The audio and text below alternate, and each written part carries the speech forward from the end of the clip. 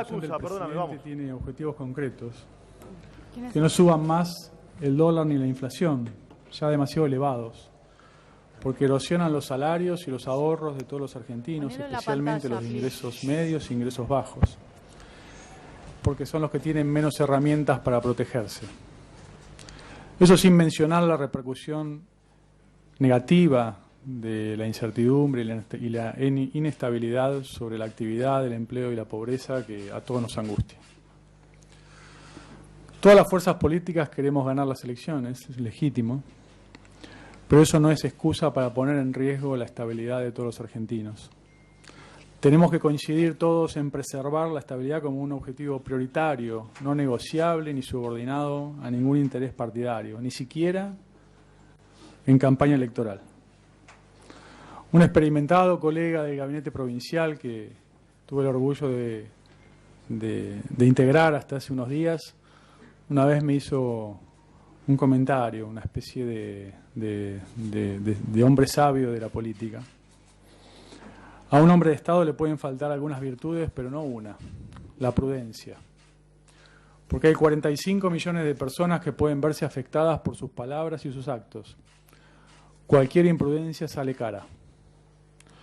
No existe, claro, la épica de hombres mesiánicos ni funcionarios omnipotentes.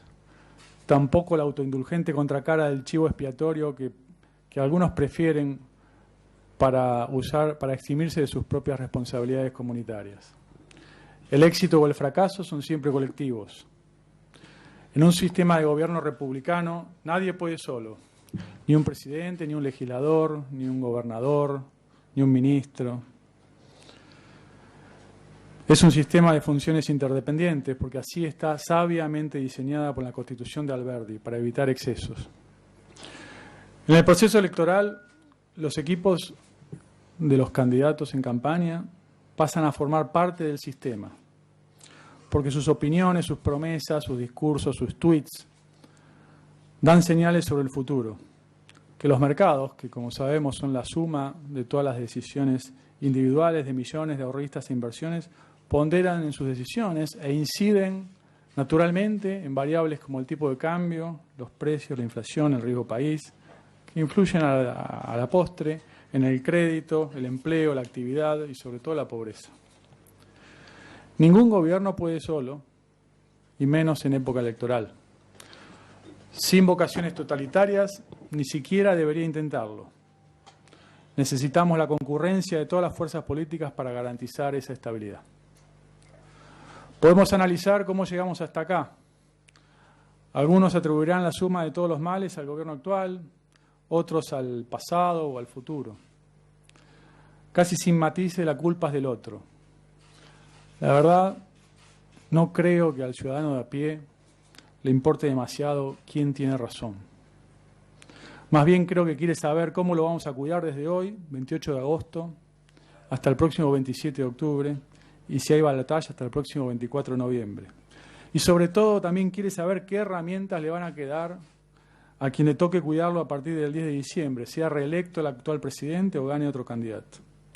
Gane quien gane, no podemos dejarlo sin herramientas, porque no son las herramientas del presidente, sino que son las herramientas que necesitan los argentinos.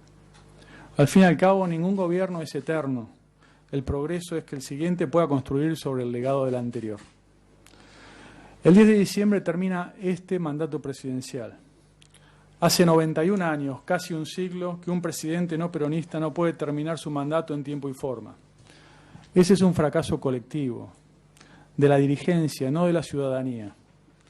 Hace 91 años que le debemos esa normalidad a nuestros ciudadanos, que miran absortos cómo especulamos con su tranquilidad. Si la voluntad popular no llegara a acompañar al presidente Macri a lograr la reelección, la sucesión institucional en tiempo y forma será un mérito conjunto entre el presidente entrante y el saliente que los ciudadanos agradeceremos. Tras las elecciones primarias entramos en un escenario económico y financiero complejo. La dinámica de los meses previos, donde la inflación iba convergiendo gradual pero persistentemente a niveles más bajos y la actividad había comenzado a mostrar una recuperación parsimoniosa, trocó en un escenario de mayor tensión cambiaria en la primera semana y una suba pronunciada del riesgo país. Como la estabilidad cambiaria es un instrumento central para preservar los ingresos de los sectores medios y bajos, el Banco Central reforzó su estrategia de inflación administrada para evitar oscilaciones bruscas o tendencias irracionales de la moneda. Pero simultáneamente, tras las elecciones primarias, la tasa de renovación de las tenencias privadas de la letra de corto plazo, LECAPS y LETES en pesos y dólares respectivamente, que hasta antes del 11 de agosto venía renovándose a un ritmo promedio del 88% de los vencimientos, cayó abruptamente en las últimas dos licitaciones a niveles inferiores al 10%, evidenciando la falta de interés de los inversores en refinanciar esas tenencias. Esa dinámica sembró dudas sobre el cumplimiento del programa financiero previsto para el último cuatrimestre de 2019, que estaba fundado razonablemente en una tasa de renovación lógica de los vencimientos del periodo, como ocurre en todos los países normales del mundo, incluida la Argentina hasta antes de las PASO. En ese marco de incertidumbre para cuidar los ingresos y los ahorros, tenemos que poder acordar entre todas las fuerzas políticas una campana protectora sobre el sistema financiero y cambiario, no por el mercado. A río revuelto nadie gana más que los especuladores, sino por las familias de ingresos medios y bajos, que son los que menos pueden protegerse de la volatilidad y la inflación. A tal fin, propusimos un diálogo constructivo a todas las fuerzas políticas que compiten en la arena electoral de octubre. Nos pusimos de acuerdo en pilares básicos que este gobierno ha predicado durante todo su mandato, aunque quizás insuficientes: la necesidad de equilibrio fiscal, porque nunca había un presidente, un ministro, un gobernador o un legislador que pague el déficit fiscal. Lo pagan inexorablemente los ciudadanos con sus impuestos. O la importancia de que las estadísticas públicas digan la verdad. Y también recibimos algunas propuestas valiosas respecto a cómo transitar el camino electoral. A pesar de la buena voluntad de los representantes de todos los partidos cuya concurrencia al diálogo reconozco y valoro, la dinámica de los últimos días demostró que ese consenso verbal y público no es suficiente. Hace falta darle al diálogo un marco institucional que despeje las dudas sobre la capacidad y voluntad de pago de la deuda argentina. No solo la deuda de corto plazo que vence en lo que falta del año 2019, sino también la del próximo mandato presidencial, a fin de despejar las exigencias financieras del periodo 2020-2023 y que el presidente que ostente el poder, sea quien sea bendecido por la voluntad popular, pueda desplegar sus políticas económicas sin una excesiva carga de deuda en los primeros años de su mandato. A tal fin, el presidente Macri me ha instruido a que resolvamos el problema de corto plazo para garantizar la estabilidad electoral, pero también el de mediano y largo plazo, para no dejarle un problema al que sigue, sea él mismo u otro candidato, para que pueda, insisto, desplegar sus políticas sin la restricción de vencimientos de deuda inminentes o demasiado elevadas. Bajo la noción de que la Argentina no tiene un problema de solvencia sobre la capacidad de pago de la deuda, que es perfectamente sostenible en un marco de políticas económicas consistentes, pero sí sobre la liquidez de mediano plazo que incide en la inestabilidad actual y corta el financiamiento voluntario del mercado, vamos a implementar, a impulsar 4 iniciativas tendientes a aliviar la carga financiera en el corto y en el mediano plazo.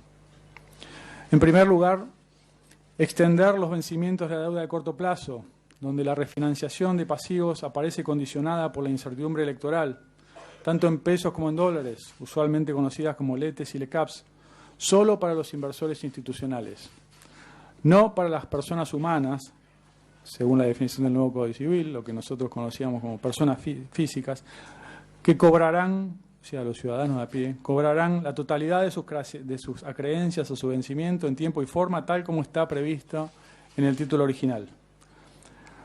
Para ser claro, dispondrá al vencimiento la totalidad, insisto, de sus acreencias con los intereses correspondientes en la moneda prevista y en la fecha prevista. Ese grupo representa el 90% de los tenedores de esos títulos. El otro 10%, que son solo inversores institucionales, tradicionalmente bancos y compañías de seguro, también percibirán el pago completo de capital e intereses con una extensión de plazos de entre 3 y 6 meses. Asimismo, y para despejar las exigencias financieras del periodo 2020-2023 y que el mandatario, insisto, que gane las próximas elecciones pueda desplegar sus políticas económicas y sociales sin condicionantes financieros, vamos a elevar a consideración del Congreso un proyecto de ley que provea las herramientas necesarias para promover una extensión voluntaria de los plazos de la deuda bajo jurisdicción local, sin quita de capital ni de intereses. Ese va a ser el proyecto que va a elevar el Poder Ejecutivo a consideración del Congreso, pero por supuesto el Congreso será soberano en la definición de los términos de esa extensión. Asimismo, iniciar un proceso de extensión de plazos de los bonos bajo legislación extranjera, bajo las llamadas cláusulas de acción colectiva, con el mismo fin de extender los plazos de vencimiento sin quitas de capital ni intereses, a fin de completar un perfil financiero, de nuevo menos exigente para el periodo 2020-2023, que genere ese alivio financiero que se requerirá en el próximo mandato. A tal fin, en el día de mañana invitaremos a los bancos a acercar propuestas para elevar a los inversores en este sentido. Asimismo, en estos días se visitó el país una misión del Fondo Monetario Internacional. Además de haber cumplido estrictamente con todas las metas fiscales y monetarias por parte del gobierno argentino del acuerdo que está en curso y para dar continuidad al acuerdo vigente, hemos propuesto a ese organismo internacional, y esto fue una de las sugerencias que recibimos de la fuerza de la oposición, que nos pareció prudente, razonable y oportuna, a ese organismo internacional iniciar el diálogo, que inexorablemente deberá concluir en el próximo mandato, para reperfilar los vencimientos de deuda con ese organismo internacional. De este modo, el Gobierno procura despejar el horizonte financiero de corto, mediano y largo plazo, no solo de este mandato, sino también del próximo, para disipar los riesgos de incumplimiento hoy implícitos en las cotizaciones de los papeles argentinos, influenciados por el estrés de liquidez de corto plazo y no por reales fundamentos de solvencia de la deuda argentina. Con esta estrategia procuramos alcanzar varios objetivos simultáneos. En primer lugar, brindar al Banco Central, y esto es crítico, central, todas las herramientas necesarias para garantizar la estabilidad cambiaria y financiera, que es su objetivo de primer orden, su objetivo, diría, primordial. Al aliviar el programa financiero se descomprime una eventual fuente de demanda sobre las reservas, que hoy ascienden a más de 57.000 millones de dólares, asegurando así la disponibilidad de reservas para defender el peso de todos los argentinos. En segundo término, abordar de raíz la causa subyacente de la desconfianza actual de los inversores, referida a la liquidez para enfrentar los vencimientos de corto y mediano plazo. En tercer lugar, no pasar el problema al que sigue, insisto, sea el presidente Macri u otro candidato, dado que también se prevé descomprimir, con el consentimiento del Congreso, donde están representadas todas las fuerzas políticas, el perfil de vencimientos del próximo mandato, a fin de poder desplegar sus planes de gobierno sin condicionantes financieros. En la deuda de corto plazo, dar un tratamiento preferencial a todas las personas humanas, los que tenemos alrededor de 50, los conocíamos como personas físicas, que dispondrán íntegramente la totalidad de sus acreencias en la fecha de vencimiento prevista en el título correspondiente. En quinto lugar, dar un marco institucional al consenso que necesita la Argentina en este momento, en su cuerpo natural para los consensos, que es el Congreso Nacional, donde concurren todas las fuerzas políticas para que definan el horizonte financiero argentino del periodo electoral y del próximo lustro. Por supuesto que los funcionarios del Ministerio de Economía estaremos a disposición de las comisiones de Finanzas y de Presupuesto y de Hacienda del Congreso, de ambas cámaras, para explicar la naturaleza y los detalles del proyecto y consensuar los horizontes y condiciones que decida la mayoría parlamentaria, así como de la bicameral permanente de seguimiento y control de la deuda externa.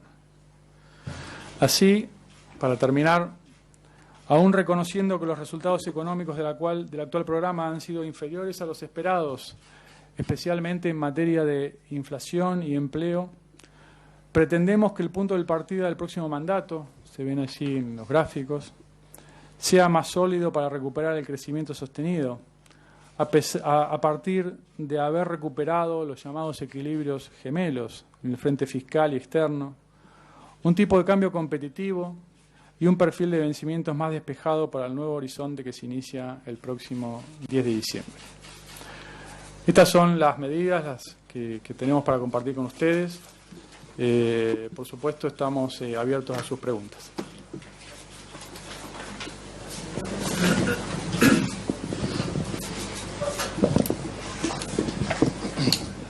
Buenas tardes, Francisco Jueguen del diario La Nación. Quería preguntarle al ministro cuáles eran, consideraba él, las causas fundamentales de estos últimos 2 días de volatilidad y cuándo va a ser el encuentro con el Fondo Monetario para poder reperfilar la deuda que tienen con ese organismo. Gracias.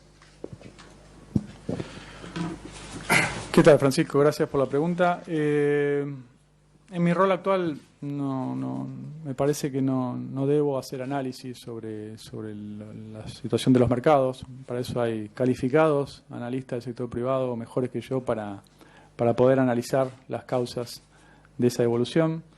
Pero lo cierto es que hay una incertidumbre que el gobierno tiene que abordar y lo hacemos a través de las herramientas que acabo de enunciar. Respecto al Fondo Monetario Internacional, bueno, hoy terminó la misión que empezó el día sábado y sí quedamos en encontrarnos en las próximas semanas, puede ser en Buenos Aires o en Washington, para seguir con la continuidad del programa vigente y empezar ese diálogo de más largo plazo que, insisto, vamos a empezar en este mandato, pero seguramente va a terminar en el próximo. Buenas tardes, Liana Franco de Ámbito. La pregunta es referida al fondo. ¿Esto afecta la misión técnica en función de la revisión y el famoso desembolso que generó tanta incertidumbre respecto a los 5.400 millones de dólares? Y la segunda es el proyecto de perfilamiento de deuda que van a enviar al Congreso. ¿Cuándo va a ser remitido? Y si han hablado con las fuerzas principales políticas y ya hay un acuerdo, o recién conocerán el proyecto cuando llegue. Gracias. La primera pregunta, Liliana, referida a si estas medidas influyen en la continuidad del actual programa, la respuesta es no, porque son independientes. El actual programa está asociado al cumplimiento de determinadas metas y requisitos que el gobierno argentino ha cumplido de manera estricta, tanto las cuantitativas como las cualitativas, tanto de orden monetario como de orden fiscal. Sí, en la visita al fondo, a los funcionarios, les anticipamos en el día de hoy estas medidas que íbamos a disponer para su conocimiento nada más, pero es independiente del programa en curso. Respecto a la oposición, por supuesto, tenemos un diálogo permanente. De hecho, no les he anticipado las medidas porque no corresponde, porque si no hay como una confidencialidad. Estas medidas afectan las decisiones de mercado, por ejemplo. Entonces, la verdad no lo hemos consultado con nadie que sea ajeno al gobierno, pero sí tengo previsto un diálogo con ellos apenas termine esta reunión. Pero no me puedo adelantar, Liliana, hay que respetar los tiempos institucionales, tiene que ser el debate parlamentario el que defina, pero eso está más asociado al perfil de deuda o el perfil financiero de mediano plazo, ¿verdad? Por eso es que es necesario consensuarlo con la oposición en el ámbito del Congreso Nacional. ¿Qué tal? Buenas tardes. María Iglesia, del diario El Cronista. 2 preguntas. Por un lado, cuando en el inicio de su discurso decía que su mandato tenía como objetivo la estabilidad del tipo de cambio y por lo tanto la inflación, ¿qué expectativa tiene sobre el mercado de cambios para mañana y los próximos días con estos anuncios? Y por otro lado, ¿cómo queda el programa financiero? ¿Qué necesidades de financiamiento hay para el resto del año y con qué fondos se van a cubrir? Sí, conceptualmente voy a contestar. Obviamente no hago pronósticos yo de mercado, no corresponde. Pero esta medida lo que hace es relajar, digamos, la disponibilidad de reservas, abundar la posibilidad de reservas para atender eventuales demandas de orden cambiario, porque al bajar las demandas eventuales de orden de deuda, bueno, hay más recursos para asignar al mercado de cambios, con lo cual el efecto esperado debería ser de una menor presión sobre el mercado de cambios, el efecto esperado objetivo, digamos. La segunda pregunta era... El programa financiero, bueno, también al aplazar vencimientos de corto plazo, digamos, el programa financiero se hace menos exigente en este periodo. No sé, Rodrigo, si querés agregar alguna precisión. Sí, las fuentes principales del remanente es financiamiento intrasector público y la posición de caja que tenemos en la actualidad. Además de que tenemos los desembolsos pendientes del Fondo Monetario en el marco del programa que está... los tres componentes tienen alguna holgura sobre las necesidades que tenemos de acá a fin de año. Buenas tardes, acá Marcela Pagano de TN. Al ministro quería preguntarle si le genera inquietud que en las últimas jornadas más del 70% de los dólares que se movieron en el mercado fueron aportados por el Banco Central y aún así hubo un salto importante, tanto ayer como hoy en la cotización. En función de eso, saber si hay inquietud por la cantidad de reservas que se han vendido en el mercado para tratar de contener estas turbulencias financieras desde las PASO, si la estrategia monetaria va a seguir siendo persistir en venta de divisas, y también preguntarle, pensando en el ciudadano común, ¿qué se puede esperar en materia inflacionaria, ya que hay consultoras que hablan de un piso de inflación para este mes del 4,5%? Gracias. Sí, la primera pregunta, Marcela, ¿cómo estás? Es más para el Banco Central que para mí. Quizás podamos poner el gráfico de tipo de cambio real, por favor. Puedas dar una respuesta conceptual. Después la estrategia de intervención la define el Banco Central, el directorio, y a cargo de su presidente Guido Sandeleris. Yo conceptualmente puedo decir que las reservas están justamente para ser usados en situación de estrés.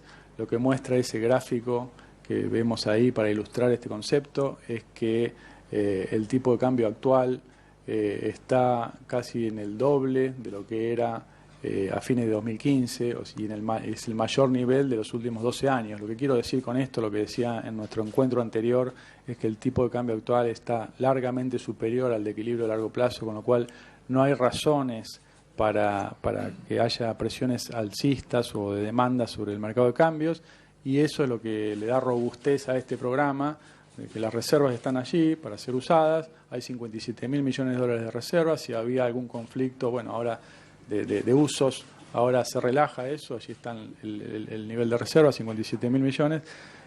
Si había algún conflicto en el uso, bueno, ahora está más relajado, más despejado, porque hay menos fuente de demanda del programa financiero.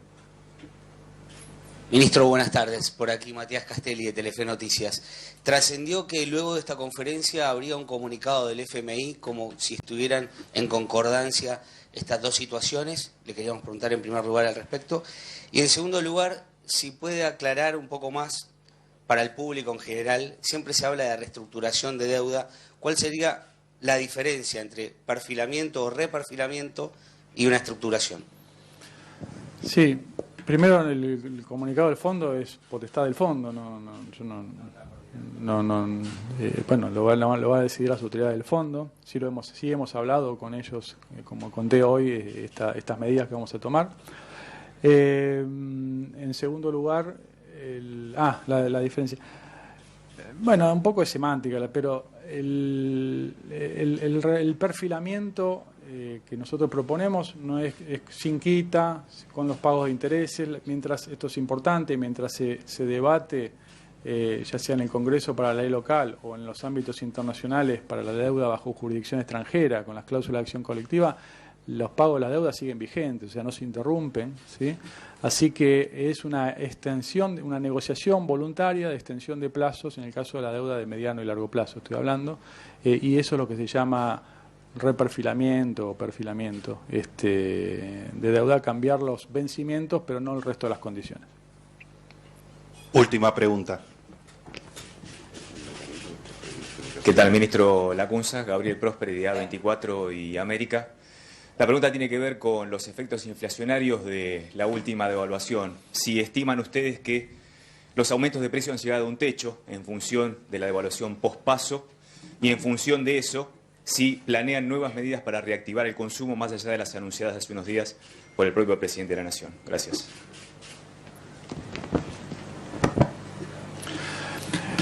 Primero, me hace acordar, Gabriel, que había una pregunta anterior que no respondí respecto al pronóstico inflacionario para este mes, bueno, el Estado no hace pronósticos inflacionarios, el INDEC informa la inflación ya registrada. Sí sabemos y esperamos que a raíz de la devaluación de la semana post-paso, los precios suban un escalón, hayan subido ya un escalón mayor a la tendencia previa a las elecciones primarias, que venía en aquel momento una tendencia inferior al 2% mensual, pero indudablemente que va a ser superior a ese registro. Lo que sí la prioridad del presidente Macri es que ese sea el último escalón y que no haya nuevas rondas. Por eso es que estamos asignando más reservas para la estabilidad cambiaria, no haya nuevas rondas devaluatorias o inflacionarias que profundicen aún más esa situación. Respecto a nuevas medidas, bueno, estas son las medidas que tenemos para anunciar. Nuestra política es anunciar las medidas que ya están definidas, no desmentimos ni afirmamos ninguna otras, porque lo que corresponde a la ciudadanía es informarles sobre lo que ya está decidido. Lo que sí tenemos que tener en cuenta, Gabriel, es que el programa tiene que ser consistente y la prioridad hoy es garantizar la estabilidad, porque de nada sirve hacer medidas reactivantes si no tenemos estabilidad previa, porque bueno, para decirlo gráficamente, a la mañana podemos anunciar una medida reactivante, pero si no tenemos estabilidad, a la tarde se licuó, ¿sí? Así que lo primero es recuperar esa estabilidad. Muchas gracias.